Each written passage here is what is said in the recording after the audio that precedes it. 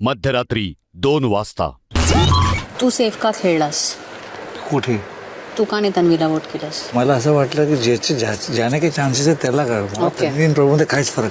मला प्रभूला कसंही टाकायचंच होतं आधी. एकदा ते झालं ना की आपलं झालं. पण अनुश्री फिरते. अनुश्रीला नाही भाऊ, मी आता तेच मी बोलत तुझ्या होतो कोणत्याही की डील मध्ये तिला दुसऱ्यांदा झालंय. दुसऱ्यांदा नाही. Big boss Marathi season 6 nomination task नंतर घरात वातावरण खूप तापट दिसत आहे. वातावरणामध्ये खूप वळण आलेले दिसत आहेत, कारण की टोळींमध्ये विचार मतभेद मिळत नाही आहेत. विचारांचे डिफरन्सेस आले आहेत. आणि मी गोष्ट करते विशाल, अनुश्री, रुचिता आणि रोशनबद्दल. ह्या लोकांच्या टोळीमध्ये टोळीचे मेंबर्स विशालचं ऐकत नाही आहेत असं विशालचं म्हणणं आहे. विशालचं असं म्हणणं आहे की ज्या लोकांना मी सांगितलं होतं नॉमिनेट करायसाठी, अनुश्री आणि रुचिताने त्या लोकांना नॉमिनेट नाही केलं आणि त्यांनी आपलं मत वाया घातलं आहे. पण रुचिता आणि अनुश्रीचं असं म्हणणं आहे की बाकीच्या सदस्यांनी ऐकलं होतं जे विशालने सांगितलं होतं, म्हणून त्यांनी तिथे जाऊन नॉमिनेशनमध्ये दुसऱ्या सदस्यांचं नाव घेतलं.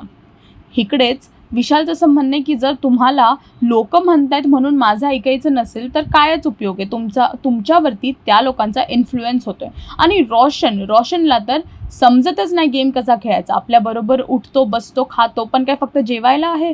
त्याला काही समजत नाही गेम, असं विशालचं म्हणणं आहे. परत प्राजक्ता पण विशालला जाब विचारते की तू तन्वीला नॉमिनेट का नाही केलंस?